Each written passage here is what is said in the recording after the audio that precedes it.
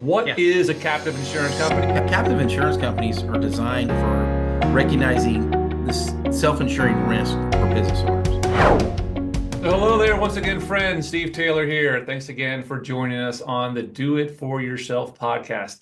As I always say, if you've been here before, welcome back. And if this is your first time, welcome. We're really happy to have you here.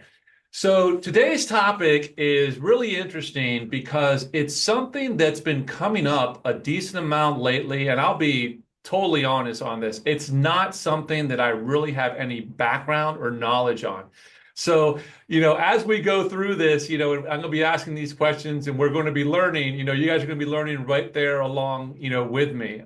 Even though I have a lot of experience in the area of taxes and tax planning, this is not something I've really seen, but it's starting to come up. So let's start, with our guest. I'd like Van, go ahead and introduce yourself and tell us a little bit about you. Yeah, you bet. Thanks, Stephen. Van Carlson, founder and CEO of SRA 831B Admin. Kind of a mouthful at times. But I've been in risk management. I've been in risk management for almost 30 years. And I got involved in this, what we're going to be talking about today, really in '08, due to the Great Recession. Um, Leading up to the Great Recession of '08, I ran a pretty successful traditional property casualty agency.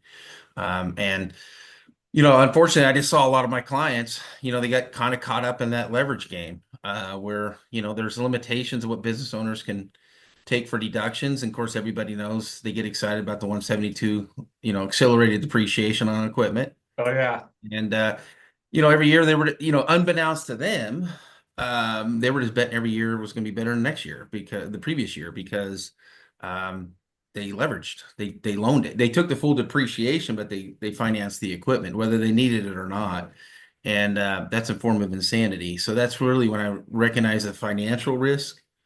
I consider myself an entrepreneur first and foremost. We have the tendency to, always be optimistic and absolutely and have short-term memories. And so, or, Yeah. or some of us wouldn't get out of bed if we remembered everything we experienced over the years of being owned a business owner. And that's really when I got involved in this code, and it really became a risk management tool from a financial standpoint. So, stability. I've got a cough drop in my mouth. I apologize. No worries. I cough. I swear. I think everybody.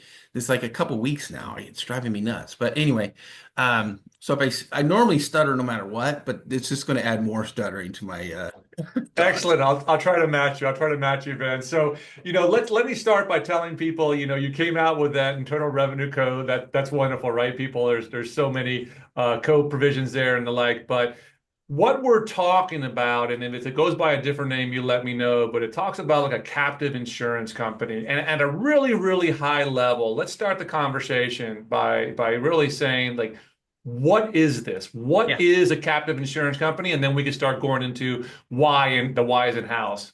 No, that's great.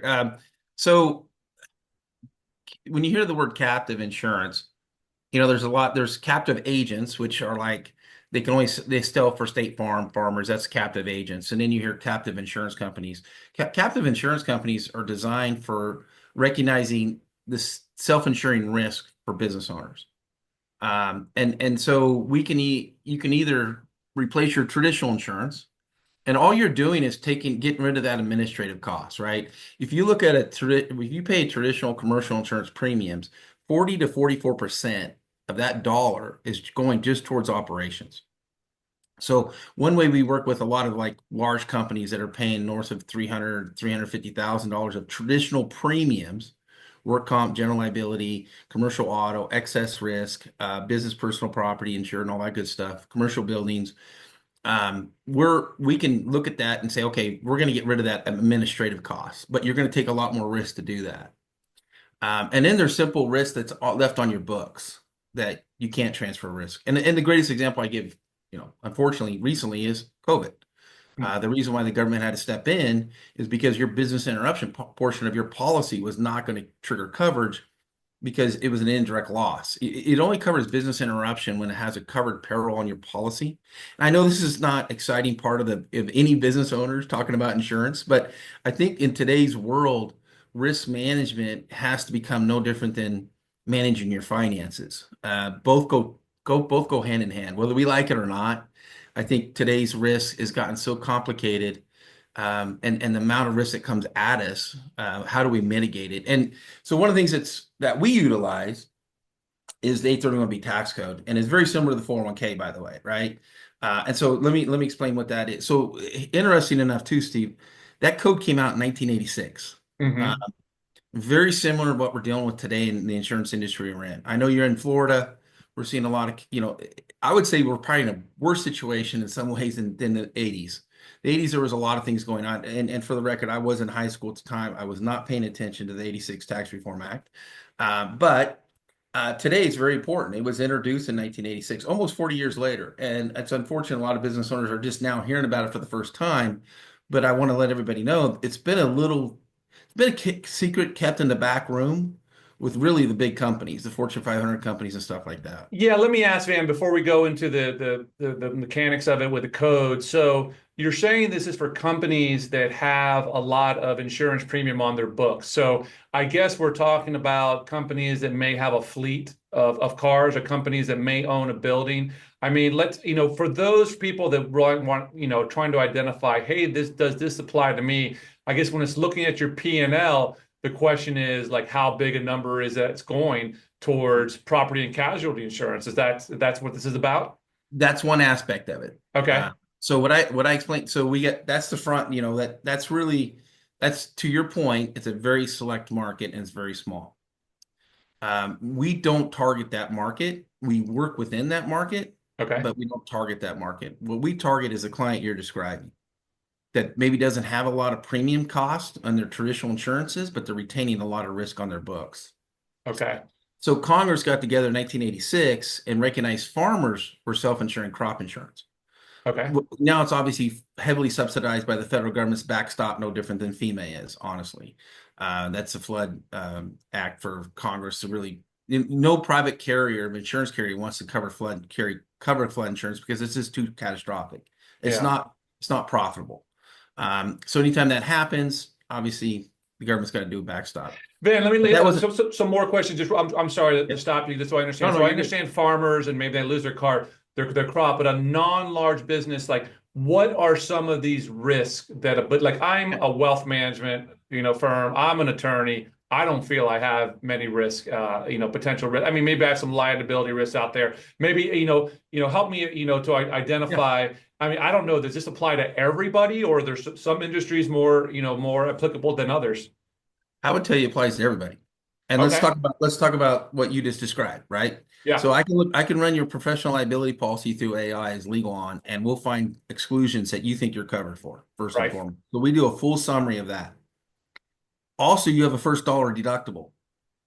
And I would tell you in today's world, based on traditional insurance, I would go as high as I could with that I'm comfortable with, either 50 or 100,000, right? Because why? It's going to have to be a big dollar to want to, it's going to be something that you're going to, it's going to have to be catastrophic on your end because you do take the risk of losing your professional liability insurance. That market is tightening and the exclusions are going up. So that's one thing. The other thing you've got now that you didn't have to worry back in 1986 is two things. Well, several things. One is brand protection, Hmm. right? Who would have thought back in you had to worry, that you had to worry about social medias, that you had to worry about a disgruntled customer or a client of yours that, I've had clients 18 fake emails written up, and almost a restaurant went out of business before they realized that somebody had made up fake 18 emails and hit his Yelp account and got him down from a 4.5 down to a 2.5 in a matter of days. Mm. I mean, when it goes bad on your brand in today's world, it takes months, if not years, to build consumer confidence on your brand. And that doesn't matter if it's local, regional, or national. It it is what you really value most in your business. For most of us, is our honor and we do what we say we're going to do. And now that's being tarnished somehow. So brand protection is a huge one. The other one I would tell you is cyber. I mean, cyber is Yeah. huge. I mean, you can go get a standalone cyber policy, but really it just follows the guidelines that's set by, the federal, I don't know what three letter agency sets that up right now, but But what I'm saying there is there are so many exclusions on cyber today. And we work with a lot of cyber. We work with a lot of forensic companies that get paid to go in and look what happened. How did this happen? What was and we also work with, employee trainers that go out and, make sure their employees are being trained on cyber. But when you start to look at the policies, there's a lot of exclusions in those. And anything that's excluded, you're now going to have to be subject to that. And you're going to have to use your capital, your operating capital, the cash flow of your business. So one thing I Interesting. want to get to here is Yeah. if you want to, and this is what we talk about. It's finance, it's risk financing. How do you want to risk finance it? If I'm going to retain these risks on my books, do I want to use after-tax money or pre-tax money? And if you want to use pre-tax money, you need an administrator in order to go to the 831B tax code. No different than you need a 401k administrator, right? You can't just administrate your own 401k and all that good stuff. Now, the 831B administrator's job is to make sure those dollars you're putting into that stay tax deferred. So think of this, and what I meant about earlier too. You're expensing it at your operating company level, all your traditional insurances, right? Your Yep. work comp, your GL, your professional liability insurance. This becomes another expense as well. So now you're expensing it off your books. This 831B plan is what we administer, needs and feel like an insurance company. That's what we do. We manage insurance companies.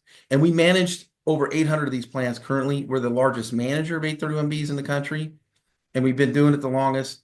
And I can get more into detail of that if you want. But I just want to make sure your listeners are hearing that this is a C Corp we're going to form for you, and it's a standalone company. Got it. The premiums going into it are not taxed. It's recognized income, but it's not taxable income. Now, this C Corp will pay taxes. And what it pay taxes on is realized investment gains. So for the simple, if you put 100,000 in, you put it in a money market account, I'm getting 4%, you're going to pay taxes on that 4% every year at the corporate rate. But the premium itself stays tax deferred. So the incentive there is to really build up that surplus, because I'm talking of insurance terms, but that's what insurance companies live and breathe to do is build surplus, right? Meaning that we're going to write a 1-year policy on your business. The premium sets aside, it expires, the policy goes out of force, and then you could renew up or you don't, whatever. But that now those dollars become underwriting profit to the 831B, right? So known as would be a surplus. So that's where the advantages come in because that dollar stay tax deferred. Very similar. I mean, there's some nuances between the 401k and 831B, but from an operating company standpoint, just on the outset, both are legitimate deductions at the 162 line item deduction of necessary and ordinary business expense, That's right? really interesting, Van. Yeah, let me come back to this. I want to dive deeper into that, but let me go back for a second when you said about brand Yeah. protection, right? Because I guess there's different risks. Those were a couple that you brought up. One thing that just popped in my head, like I'm a professional, right? I have licenses that are covered by FINRA, the agency like the SEC, and an attorney and items like that. Is there anything like one thing, people can make complaints against you and it goes on your permanent record, potentially whether they're warranted or not, right? And maybe people can make complaints against you to the Florida bar, right? Whatever they might be. If you're a professional, right, and that risk of having something like that go up there, whether merited or not, right, to Yep. go onto your reputation, is that a risk that we could somewhat assure or goes into this calculation? Yeah, absolutely. Not only that, there's additional risk. Political risk is one too. Okay. So we set up a political risk policy. So we go into the law firms. We have a lot of law firms as clients of ours, and believe me, and they also want to have the biggest one is handling a professional liability insurance, but they may just want to settle a claim up front and not even just make it go away. And most of that has to do with customer satisfaction more so than you did anything wrong. And Right. don't kid yourself. When it comes to professional liability insurance, it's just a math problem for them. They're not so worried about your reputation, right? So that's Yep. one thing. So brand, but also I would tell you dispute resolution. Dispute resolution is probably our biggest pools, and it's because we're in a very litigious society. So Yeah. you're going to get sued, and you're going to find out your general liability policy, your professional liability insurance may not cover you. And if it doesn't cover you, again, the burden's going to fall to you. And all you're going to do is now pay for an unexpected expense out of your operating capital, which puts the business at risk. So This is during those really good years, you're doing well. Just to park some off the side through an 831B plan is not only good risk management, it's just good business, honestly. And Let that's me tell you, Van, it's funny that you say this. So, like, as you say, stuff comes up with clients, whatever it might be, handling a dispute, a disagreement. And sometimes you just need to pay a client to go away, right? Or a former client, right? Whether you did anything wrong or not, right? And unfortunately, I had to go through one a few years ago. And it bothered me not only because I felt, I didn't do anything wrong, but whatever, you had to resolve it. And so my wife comes to me and says, "Hey, Steve, listen, it seems like every couple of years or something, something kind of happens that you really weren't Can't please expecting. everybody, right? You can't please anybody, or something happens like, within the operations of it or something, but a sum of money comes up. What if you just set aside a sum of money so that you don't have to worry and that won't affect you negotiating, right? And settling this claim and saying it's there." And I told my wife, I said, "That's brilliant." And I called it an oh crap fund. Oh crap, this happened. Yeah, so good point. And I will Yep. tell you, that's not deductible. That's the problem. Right. Now you're getting taxed on it and you got less dollars to work with. So that's why Congress got, hey, we got to create an incentive. If these guys are going to have to do this, we'd rather have them use pre-tax dollars. Why? Because we want them to stay in business, you Absolutely. know? So it's a great risk. So you bring, I'm glad you brought that back around as well, because that, why would I do this? Right? I get Yeah. that questions asked all the time. Well, it's because you're gonna no different than the 401k, right? Would you rather you invest, of course, Roths and all that stuff is the question, but at a certain point in anybody's life, you eventually say, you know what, I just want to defer all the taxes, right? So if the 401k, I just got more money to invest now, right? I mean, it's all of Yeah. those, and we know how money makes money and the multiplier of all that, and it just becomes, Yeah. yeah. So So anyway, so so so let's go on back. So in my oh crap fund, right? This is awesome. My oh crap fund is going to be tax deductible now, right? In my oh crap fund, I just came up with a number, right? That I put in there every month to say, okay, this yeah. is what I'm thinking that I'd like to put away. So when you're looking at a captive insurance company, right, and you're talking about funding, like 401ks are pretty easy, right? It's very fixed the amount you can put in there. Defined benefit plans are very different, right? There's an actuary and stuff that comes in there. How do they determine? I'm sure it's somehow associated to the risk. Does it get determined how much you can put into your company on a tax deductible basis? Well, keep in mind on this code now, which has changed drastically since 2017, much more, you can contribute much more to it on an annual basis now. It used to be capped at 1.2. Now it's 2.85 million. So that brings a lot of the big boys in still, because that's a big deal, right? That becomes real dollars. Now, just Mhm. because that's what you can put into this doesn't mean you get to. To your point, as administrator, we come in and look at your actuarials, we look at your gross revenues, we look at your exposures. Typically, we cap you at 10% of your gross revenue. That's the ceiling. Anything below that ceiling, we're perfectly good with, and we're going to find multiple risks that we may take that dollar and split it up. Oh, the other one I was going to bring up was audit protection as well. I think Mhm. that's another big one too. As we go into especially business services, you're going to get audited from all sorts of agencies and from your Oh insurance yeah. company too, for that matter. So Yeah. and those could be big business interruptions, shockingly enough. But anyway, so those are the risks that we're going to put. Okay, I think of it right now: political risk, audit risk, dispute resolution, cyber, um, brand protection. I mean, those are five right now that I know that you personally are risk financing at with after tax money. Because if it's going to Absolutely. happen, you're just going to pull it out of your savings or wherever you got to be, right? You're in survival So mode. when you say And Ben, when you say audit risk, just let me be clear. So let's say I'm subject to the SEC, right? And state of yeah, Florida in the past, they're going to come in and audit me. And if they come in and they're not happy with something I did and they wanted to fine me, right? Let's say $5,000, something like that.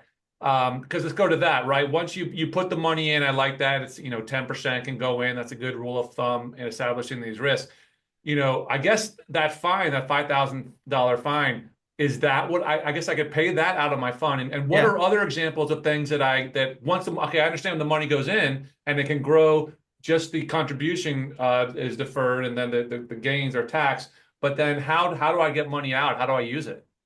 Well, as your administrator, you file a claim. So you literally go online, no different than you would with your traditional insurance carrier, fill in a claim, data loss, all that. And then from there we get documents, right? Like, hey, yeah, I got to fine, or hey, I got to hire an attorney and go fight this fine. I got to dispute this, or any of that stuff would fall under that dispute policy, right? So it pays out legal bills plus liabilities, right? So fine, like you're found at fault for something, right? Now, I should mention, and this is a big one, and this is where we can get into the weeds a little bit, and you know as far Yeah. as I'm going with this. As part of your administrator, we have to create the law. If this thing needs to look and feel like an insurance company, then we got to show the ability to leverage the law of large numbers. So we will pool with all of our clients that, for example, under this, anybody that has dispute resolution on their operating company, a portion of their premiums they set aside will be pooled. And those are at risk for unaffiliated claims. So, for example, if you put in $50,000, let's say for dispute resolution, you would actually have $100,000 in coverage. So it's just not your money there. It's some of ours, honestly, as an administrator, we will win or lose based on whether the clients have good underwriting years or bad underwriting years, right? I Mhm. mean, that's just the risk we take internally, the way we structure our program. And then there's that pooled risk. And so it's normally the last 30-40% of that dollar goes into the pool. But the nice thing with our pools, for example, on dispute resolution, we probably have 700 operating companies in that pool. So when it does hit, it's on a pro rata basis and it's gotten down so small that it becomes really manageable. Meaning that there is no there's no free ride, right? And we know Right. that. I mean, this is the give and take, right? You know, of any tax law, there's advantages and disadvantages. There's pros and cons. And one of the cons and one of the risks when business owners ask me about this, I said, yeah, you have a risk. You have a risk that you can pay claims that are unaffiliated to you. But two things on that. You know your tax risks, first and foremost. That's going to happen every year. Whether you had a claim or not, that's going to happen. Second thing is that when you have to use our coverages, it's a bad day. In fact, when it comes to just traditional insurance in general, it's not, nobody wants to have a hurricane claim, right, in Florida. What a pain. It's not a pleasant experience at any level, and it's a grind. So anytime insurance is being utilized for anything, you're not having a good day. But when we talk about our coverages, and you called it old crap fund, I call it a rainy day fund or a war chest, depending on the scenario, right? Brand protection to me is a war chest. I got to have those dollars sitting aside because if somebody comes after me and damages my brand that I've worked and put thousands of dollars in just through time and resources and marketing, I got to go to war. Now, Well, how am I man, going to go to war? You know? yeah, yeah, this is fascinating, right? My mind's spinning. This is really interesting. So let me ask another question here about, I understand it's a captive insurance company, so it's going to be an insurance company. I'm going to make a claim. I guess you're subject to all the rules of insurance companies, for example, in Florida. Like if someone sends a demand on you and requires insurance information, we would submit of your company. So when we identify, let's say those five areas. But I guess these are areas which typically there is not policies already that cover because our existing insurance policies, or maybe answer this for me, would this replace any of our existing policies or lower them? Or how does this work in Yeah. concert with No. traditional insurance we're used Great, to? great question. So we're going to look at your exclusions and fill in the gaps first and foremost. And unfortunately, a lot of or they have limited coverages. A good example is a lot of our clients go out and get a business operating policy. It's known as a BOP. Well, in that BOP, it has an EPLI coverage of $50,000, which employer liability practices means if I fire somebody or created a hostile work environment or any of those things, and now I'm being sued because of that, I have a $50,000 limit. Well, let me just tell you, that is a drop in the bucket of what you really need if that was to happen. By the way, ever since COVID, I've seen a huge spike in that. So we actually have Yeah. separate coverages for this, but we're seeing a lot. I've never seen any employer liability practice attorneys you talk to today. They've never been this busy. So something's going on there. Who knows what? I haven't sat around and analyzed it, but I just know frequencies of claims have gone up there.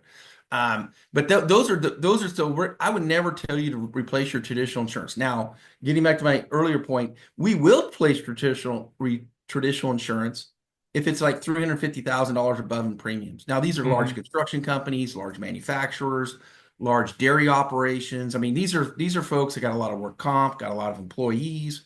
We can look at that and that's happening. And it's really busy out there in that space because as insurance premiums keep going up, it's pushing a lot more people that are available in that marketplace where maybe they weren't there 5 years ago. Yeah. Right. So those are all really good, what's going on in that. Well, good and bad, I should say, when it comes to this market. But so what I tell business owners, again, our ideal client is the mom and pop, family ran businesses, successful enterprises, good partnerships, and they got good community involvement. It was the client I had in '08 that Mhm. unfortunately I saw go out of business. That's the clients I want to go after. That's the clients we manage mostly. And we got name brand companies and all that good stuff. But our main focus is the small to middle market business owners. So I would never tell a client to get rid of their traditional insurance. What I'm going to do is say, listen, here's risk on your books. I just want to make it more, I just want to mitigate that risk that's left on your books. Your traditional insurance, I think, does a good job for the most part. The other way we would see it, we have a tagline, we embolden business owners through innovative risk management. So what I mean by that is you may want to say, hey, I'm going to take on a higher deductible. I want to lower my cost. I'm not going to turn these claims in.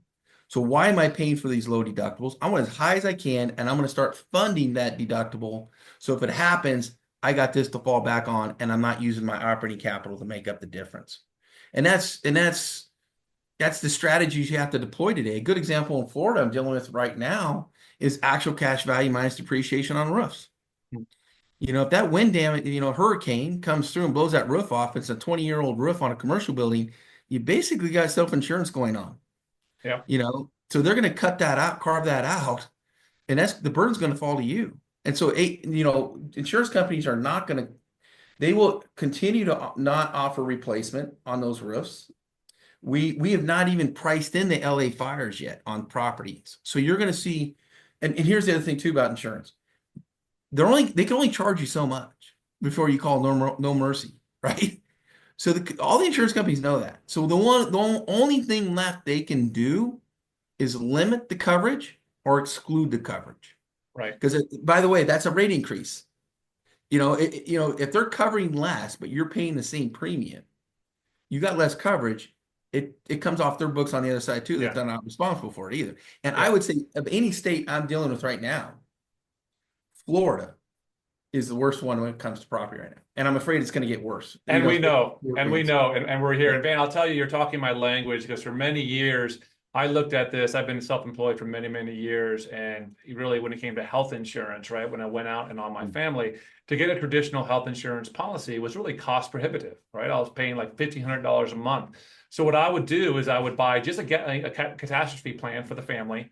I would pay a much lower premium, and I would self-fund and hold that money to say, hey, listen, I know my family deductible is 15, 20,000. I know worst case, that's what I'd have to pay. And then what happened as the years went on and I didn't max out, I was just saving more and more money, right? And it wasn't really, so that was really, and that's kind of went away. These policies made it much harder for you. You're thrown into whether affordable care or you have these short-term policies with which what you're to your point with all these exclusions to where the exclusions were so much that it didn't work as an effective safety net anymore. Yeah, and I would tell you to help your listeners and even you too, Steve, is this is an HSA for the business. Yeah. Because here's the thing that happens, and I'm sure you'll get to this, but I'll jump ahead. Um, as this thing builds up, it's a C corp. It becomes qualified dividends to the shareholders, which is obviously less than the ordinary income rate, right? So there's some arbitrage there. Based on our fees, the way we structure them, our clients win currently, but that's a tax code that gets kicked around all the time, or tax rate, I should say. Who knows, right? Who knows where that goes in the future? And that's really not up to us to worry about, honestly. Yeah. We're the administrator. The other one is it becomes a down the road, you can shut it down to become capital gains, right? Now you're going to retain your stock, you're going to pay long-term capital gains, or you can simply move it off to a holding company and re-domicile it and say, hey, I'm not an insurance company anymore. So let me So be those clear are with the this, ways because that that's happen. what I was going to ask. Let's say at the end of the road, I'm closing up my business and we shut it down. The money comes out. It's just a cap. So the amount of money. So let me just be clear. The amount of money that I contributed to the plan, if I'm shutting it down and getting my money out. So number one, the money I contributed, what's the taxation of that if it comes out to me? Long-term dividend or capital gains rate, both which is, like I said earlier, lower than ordinary income rate. So I That's the got big difference between the I 401k, right? yeah, I got an ordinary income deduction going in, and then when I pulled it out, I'm paying capital gains rates. Correct. Okay, that's really interesting. That's a big state there. So let me go back for a second because well, maybe we'll come back for the taxes, but there's just so much here. I'm sorry, Van, and I'm just learning of this as we go. So let's say when you go to the large insurance company, right, and you're saying that 300,000 example that you gave, and they can insure through you. How does it look? Does it look and are the coverages the same as a traditional insurance policy? And then another one of my questions is going to be I got to guess that you're laying off some of that risk also. Maybe you're holding some of it and laying off to some reinsurers, right? That's exactly what's happening. So when I bring up the cost earlier about the 40 to 44 cents, Yeah. that's your cost savings. That other 60, you're still going to pay the same amount of premium, by the way. But that 60% left, we're going to go to the reinsurance markets and we're going to buy coverages for you for the reinsurance, meaning the runaway claims, or it's a catastrophic loss, something with a stop loss policy. You're going to be subject to X amount of dollars on the front end. And once those dollars are exhausted, then the reinsurance carrier comes on over the top. So, for example, for construction companies, it's an A-rated carrier. We're going to get to do the backstop. Certificates of liability still goes out the same. All of those things are still met, to your point. Same coverages, same cover. Honestly, we can custom design a lot of things too in that space, which, some of these clients are really nichey. So they don't, the one glove fits all mentality with like your traditional general liability policy may not fit for them. We'll actually custom design some policies too to kind of fit for them, kind of bend the box a little bit more money to fit to meet their needs and really the risk profile. So those are things that we have the capability but from an outlook from a contractor to a client, and you have to provide insurance certificates or whatever, it will not appear any different than it is today. It's just in the back Interesting. room, you're taking on more risk. Interesting. And so my C corp is just going to become a part of all these other 800 that you pull them together to create that. So that's how the pool is created. Yeah, and so I want to we call them risk co-ops. Hmm. You're gonna portion your premiums. By the way, though, we push all the money to your bank account. The C corp will have its own bank account. We push all that money to you. We don't retain that. That's where we expect money to make money. We expect it to be managed by your financial planners, guys like you, Steve, that can go manage it.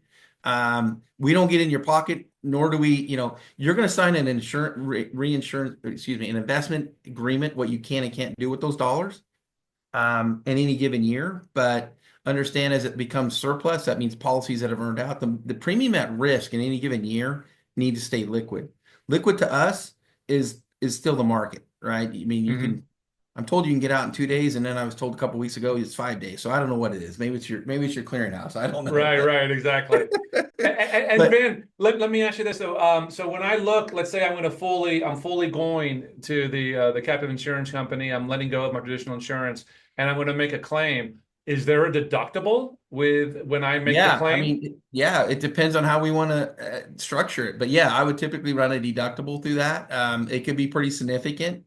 Sometimes we'll do an underlying B just to handle the deductibles, depending on the size of company we're dealing with. Hmm. Um, there's some, like I said, the traditional insurance stuff. I've got a great company called SureEdge. I would tell you, Stephanie Forbes works in that. She's a partner of mine in that company. It's our sister company.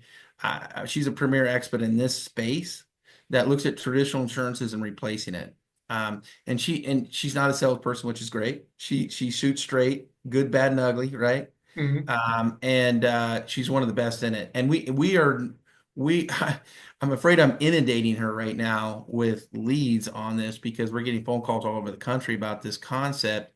A lot of your traditional property and casualty agents, it's like anybody else, man. They get in their lane, they get comfortable. This is the way we've always done it, right? I mean, I call it a disease, right? It's like, well, Hmm. we've always done it this way. That's just the way people get into this thing, and they stay there. So they may not even be aware of these types of ideas. So some of our clients, and by the way, I should mention too, we work with strategic partners all over the country. We work with CPAs, we work with financial planners, we work with coaches, peer groups, all sorts of different property and casualty agents. And all we're doing is bringing, and I should have mentioned, this is just another tool in the toolbox for those types of folks out there that have trusted relationships with their clients, and they're trying to bring new and interesting ideas to a big problem. And Yeah. that problem has grown since COVID substantially. And the other thing too is we ask business owners too. It's like if you were dependent on PPP, ERC programs, any of the programs the government came out during COVID or after COVID to keep your business alive. What are you doing different today? Yeah. Are we going to go back to 2008 where we're just going to keep buying more equipment, accelerate? Or are we just going to rely on the government the next time, God forbid, which like anything else out there, we hope to God we never experience that situation again. But we know we did, and it wasn't expected, right? That's Yeah. literally insurance. Unexpected, not planned event that now has dramatic effect on your cash flow of your business. And What, that's really what we're here to do is manage the cash flow because most business owners value the cash flow more than anything. of course. And Yeah. like you said earlier, this is good business, right? You should be retaining some of your earnings. If you're running a business where all the money is coming in and going out the back door into your pocket, you're just one bad day away from being out of business, right? So this really forces you to do that. Well, and you're exactly right. And I would say too, we have all the incentive as business owners. We've always had all the incentive to spend money. There's only one incentive to save money, and it's the 831B tax code. Yeah, so let me ask you, Van, a little more details on this, and then we're coming up a little bit against our time. But this is fascinating. I could really stay here all day and get all through it. So, a lot of our clients, like one of the biggest ways we can save taxes, they're always coming to me for different ideas. We do defined cash balance or defined benefit plans, right? You can put a lot of money in there, and there's rules around those. That those are traditional pension plans, right? And you got to actually, work within and have it look like a pension plan, act like a pension plan. You're not going to put money in there one year and bring it out the next year. So let's say if someone wanted to set up this plan and for whatever reason they might want to shut it for other than they're going out of business. I mean, walk me through that. How does that kind of look that if you're going to start it up and then you're going to run it, like what's a good number of, a time period? What should that look like? And then if you decide you do want to close it down, like how locked in are you on this? Yeah. No, great question. So first and foremost, we're going to mimic either the operating company can own the shares of the C Corp or the owners of the C Corp, or excuse me, the operating company can be mimicked as the shareholder. So if I have a 30, 40, 70, 80, whatever, we can mimic the shareholders the same way, or we can have the operating company own it. So that's one thing I want to make sure listeners are aware. Now, really, if you put in risk today, for example, like if we had clients, we get really busy in the fourth quarter, as you can imagine, what we're going to fund for, and we're buying risk into the future, right? Meaning I'm going to get coverage for 2026 in December of 25, right? My policies go from January 1 to 12/31. And by the way, it's not true for everybody, but bulk of the businesses, that's why because they're on typically an S Corp or LLC operation and they're on a calendar year, right? Yeah. So they're making decisions in the fourth quarter, what they're going to fund for that year. That policy stays in force for 12 months. But let's say, hey, I've sold my business. I'm shutting it down. We do a lot of stuff with that too, by the way. Like you may have to, insure for rep and warranties. We may have to, I got contracts, intellectual property I'm transferring over. It doesn't work out the way it's supposed to. I mean, unfortunately, those transact, and I may have to hold part of the note in order to make this transaction even happen. Hmm. So there's some risk there, right? For the buyer and the seller, for that matter. So we can structure an 831B or maintain the 831B and fund it with some of the sales proceeds to handle some. Good example would be warranties. A lot of our business owners give out warranties. Well, a lot of times the new buyers trying to devalue your business. Why? Because they have to honor those warranties into the future and you got the money for it. So what we come in and say, hey, no, we're going to set aside a portion of the funds here, drop them into an 831B. If you have a warranty claim, these are the dollars we're going to pull from, first and foremost. So that's a whole nother aspect. And to your point, I can talk about this all day long too. So I'm going to start to stay focused on your question. Yeah, no, that's fascinating. I know there's reps and warranties, insurance, stuff like that. So they just Yeah. so basically then it's just this is a year to year situation. It is. And you fund year to year, right? It's no Yeah. different than any other insurance. If you have it. And here's the thing, the way we structured it, it's not going to kill you in the years you don't fund. And the way we structured our fee structures. And I think that's a big paramount. Our 10-year goal, I'm a big EOS guy. So Hmm. our 10-year goal is to make this synonymous 401k. We think this is going to become a normal business practice. We know it's on its way to become a normal business practice. And I think, business owners that are out there that are competing with large companies, they have these tools everywhere. They have these advantages over you, they already have advantages, just one more that you're probably becoming aware of. And then we have a lot of people in the small to middle market business owners that are having these tools, and it's putting them in a competitive edge over their in their space. Just Yeah. because why? And Steve, you know this. The more efficient you can be with your taxes, the more steady you are in your business, it takes out the peaks and valleys because we all know we're going to have the valleys and the peaks. And it really stabilizes your business. Anytime you're going to stabilize it, you can be in a position to be more competitive, be more aggressive in the space you're in, all of those things. Why? Because you know you got this rainy day fund. All right, what did you call it earlier? Your The old old crap fund, man. old crowd fund. The Yeah, old crowd you fund can use in the that. back. You I can can do use that. You that. don't have that trademark? No, no, that's yours. Yeah. But I love this, man. I'm a big EOS firm as well. I'm going to throw you another book out there that made a really, really big difference in my business life. It was called Profit First. And really, it was very, I don't know if you read that. It's very simple. It's about enveloping and bucketing where your money goes and not robbing Peter to pay Paul, right? In those situations. And this is just another bucket, right? And when Absolutely. and as I'm looking at my Profit First, he calls it profit hold. But why can't that be my 831, hold over there? Because I don't see, yeah, this is initial. I'm just learning about it, but I don't see a downside, right? And it makes too much sense. So, Van, you and I are going Well, to be following up a lot after this call. that's awesome. And honestly, Steve, it's um, like I said earlier, we're going to make this a normal business risk, and obviously, and let's just not shy away from it. It has been abused, Yeah. honestly. But IRS doesn't like these things. They've targeted them. Unfortunately, estate tax attorneys were promoting it as a state tax play, as you can imagine. That's why I went over the ownership.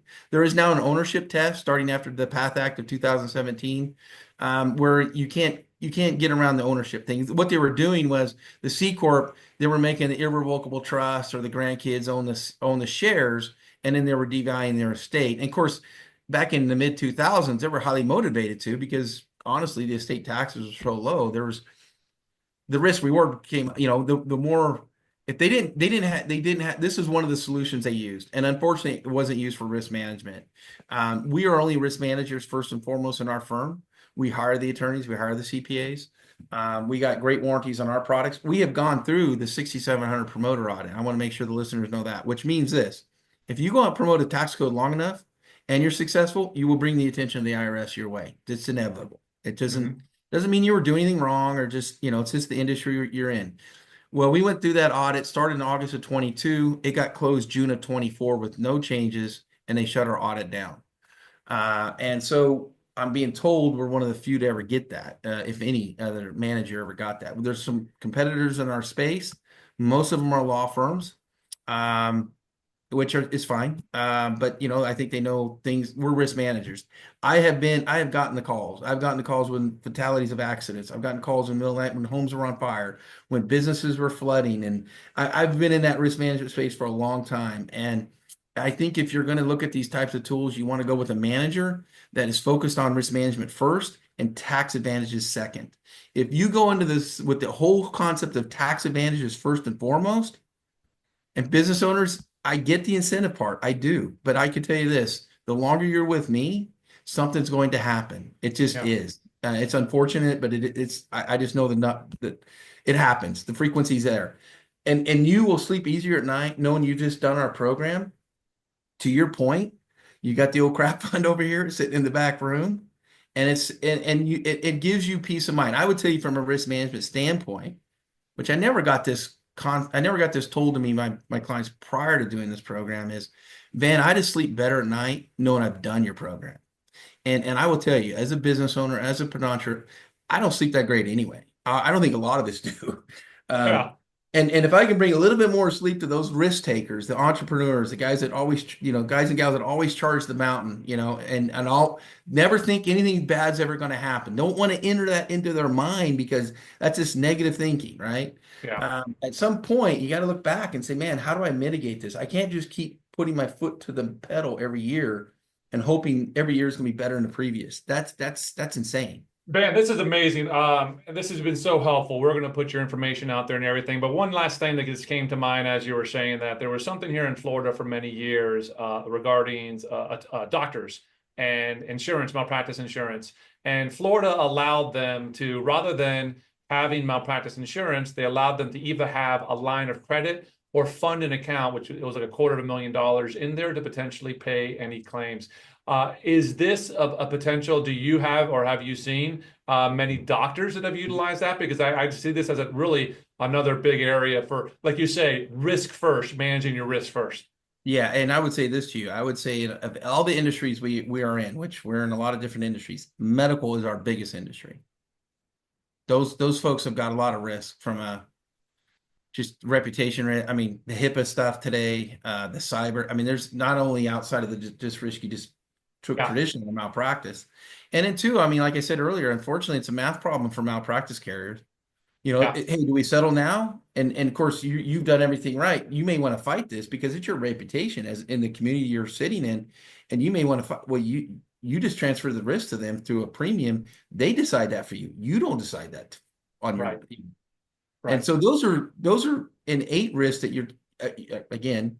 Hopefully, you never have any of these issues. But we all know somebody that's had these issues, and how do you want to fight it? And I think if you can control that, I I just think it's a better situation for you.